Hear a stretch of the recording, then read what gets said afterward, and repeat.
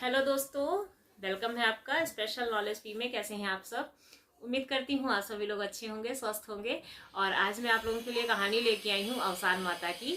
आइए कहानी को सुनते हैं। ये अवसान माता का जो व्रत है, जो पूजा है, वो उत्तर भारत में ज़्यादा की जाती है। अगर आपके यहाँ भी की जाती होगी तो आप ज़रूर बताइएगा। और अगर आपकी करने की इच्छा है, आपको पता नहीं है, तो भी आप अपने मतलब कमेंट्स बॉक्स में ज़रूर बताइएगा। तो मैं आपको इसकी पूजा विधि भी बता दूंगी कि कैसे पूजा की जाती है। तो आइए आज कथा सुनते हैं और चलिए कथा का प्रारंभ करते हैं। एक किसान था, उसके दो पुत्रियां थीं, एक बड़ी एक छोटी। तो दोनों का मतलब विवाह योग्य हो गई थी। अब किसान बहुत ही परेशान था क्योंकि उसके पास ज्यादा धन तो था नहीं। वो चाहता था कि उसकी पुत्रियों का विवाह अच्छे से संपन्न हो जाए। अब उसने जगह जगह बात फैला दी कि उसे अपनी पुत्रियों का विवाह करना है। अब धीरे धीरे रिश्ते आने लगे। बड़ी पुत्री का विवाह हुआ। वो एक संपन्न परिवार में हुआ जिसके पास काफी खेत पात था, काफी मतलब उसके घर में अनाज होता था, वो संपन्नता में थी। अब छोटी पुत्री का भी विवाह वहीं पास के ही गांव में हो गया, मतलब उसी गांव में पास के किसी घर में कर दिया उसने। उस परिवार में थोड़ा सा पैसे की तंगी थी, खेत पात कम था, अनाज पानी कम होता था, तो जिससे वो थोड़ा सा परेशान रहती थी। लेकिन जो छोटी वाली पुत्री थी वो धार्मिक प्रवृत्ति की थी। वो भगवान को बहुत मानती थी, देवी देवता को मानती थी, हर चीज में उसे विश्वास था, श्रद्धा विश्वास था। लेकिन जो बड़ी वाली थी वो थोड़ा सा घमंडी थी, उनको भगवान में भी रुचि नहीं थी और थोड़ा वो घमंडी नेचर की भी थी। तो लेकिन अब दोनों बहनें थी तो एक दूसरे के घर आती जाती थी। एक बार जो छोटी वाली बहन थी, उसका जो बेटा है वो बड़ी वाली बहन के घर जाता है और उसके घर में देखता है कि चना रखा होता है खाने के लिए। तो वो बोलता है कि मतलब मौसी ये क्या है? तो बताती है कि चना है। तो बोलता है कि मुझे भी खाने के लिए दे दो। तो फिर वो देती है उसको खाने के लिए। उसको बड़ा अच्छा लगता है। अब वो अपने घर आता है।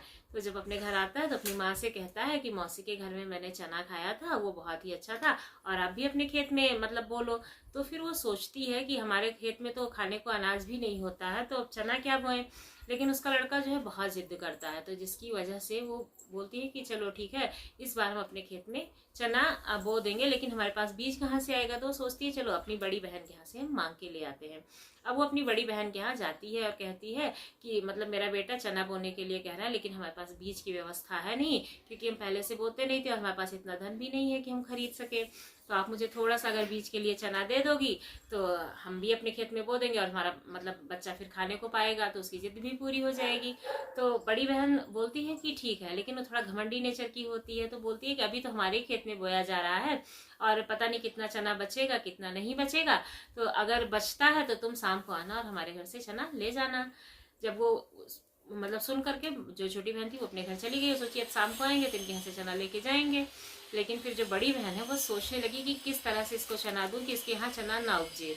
और उसको मतलब थोड़ा घमंड था ना, वो दूसरों की भलाई नहीं सोच सकती थी और उसको अच्छा नहीं लगता था। लेकिन फिर भी अब बहन थी तो मना कर नहीं सकती थी। तो उसने क्या किया कि जो चना था उसको भून डाला हल्का सा। भूनने के बाद में चना उगता नहीं है, तो उसने सोचा कि इसको मैं दे भी दूंगी और इसके घर में चना नहीं होगा। तो इस तरह से उसने उस मतलब जब उसकी बहन शाम को आई तो उसको वो भुना हुआ चना ठंडा करके दे दिया। अब बहन जो है चना लेकर के चली गई अपने घर।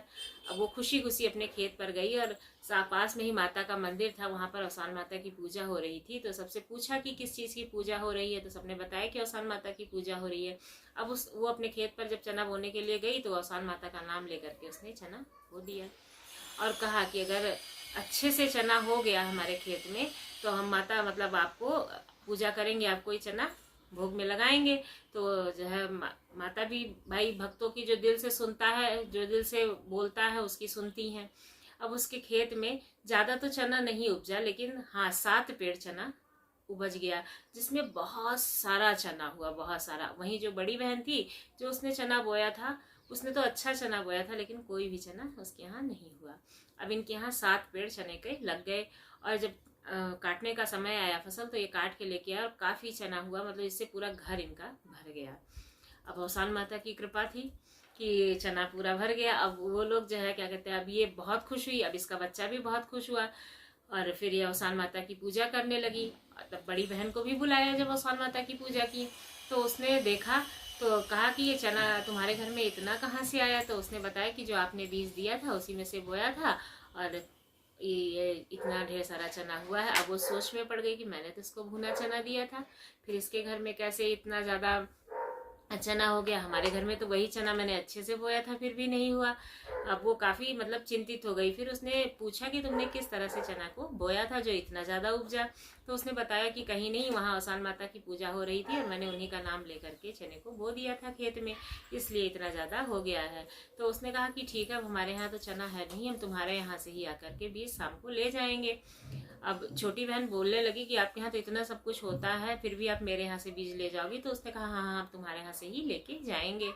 अब वो शाम को आई तो उससे बोली कि हमें बीज दे दो। तो बहन तो भाई वो तो निश्चल थी, वो वही वाला बीज देने लगी, चने को उठा करके उसको देने लगी। तो उसने कहा नहीं, इसको भून दो। अब वो उसको भून दी। फिर इसके बाद में वो अपने घर में लेकर के गई, जबरदस्ती उससे भुनवाया और उसको अपने घर में लेकर के गई। अब उसको बोया। अब भुना चना कहीं होता है, अब एक भी चना नहीं हुआ उसके यहाँ। अब वो बड़ी परेशान की, इनके यहाँ तो हो गया था, मेरे यहाँ तो हुआ नहीं। अब वो आई तो उसने बताया कि हमारे यहाँ तो चना हुआ नहीं, तुमने भूनने में कोई कसर छोड़ी थी। तो बोली कि हाँ नहीं, मैंने आपके कहने पे ही तो जबरदस्ती भूना था, लेकिन कहीं भूना चना पेड़ में होता है, वो तो कच्चा चना बोने से होता है। तो उसने बताया कि नहीं, मैंने तो तुम्हें भून के दिया था। अब अपने मन की बात तो उसने बताई कि मैंने तो तुम्हें भून के दिया था, फिर भी तुम्हारे यहाँ ये चना हुआ। तो वो जो छोटी वाली बहन है वो बोली कि दीदी आपने तो भून के दिया था, लेकिन मैंने अपने निश्चल दिल से औसान माता का नाम लेकर के चना बोया था। अभी औसान माता की ही कृपा से चना अच्छा हुआ है। तो अगर आप भी औसान माता से क्षमा मांगो तो शायद ये जो है चना तुम्हारे यहाँ भी होने लगे। अब उसने औसान माता की जो है पूजा करने के लिए माना और कहा कि हे औसान माता, अब हम किसी के साथ बुरा नहीं करेंगे, और ये हमारी ही बहन थी, फिर भी मैंने इसके साथ गलत किया है। और अगर हमारे घर में भी अच्छे से फसल होने लगेगी, सब कुछ अच्छा हो जाएगा, पहले जैसा हो जाएगा, संपन्नता आ जाएगी, तो हम तुम्हारी पूजा जरूर कराएंगे। अब फसल बोई गई है। फिर अगले महीने मतलब जब फसल का समय कटने का आया 6 महीने बाद, तो फिर खूब अच्छे से चना भी हुआ और सारी फसलें खूब अच्छे से उपजी। फिर जब काटा गया अनाज, तो सब अनाज पहली बार रख करके और फिर जो धान था उसका लैया भुना करके, चना भुना करके और गुड़ उड़ ला करके, फिर औसान माता की उसने विधिवत पूजा की, जो बड़ी वाली बहन थी।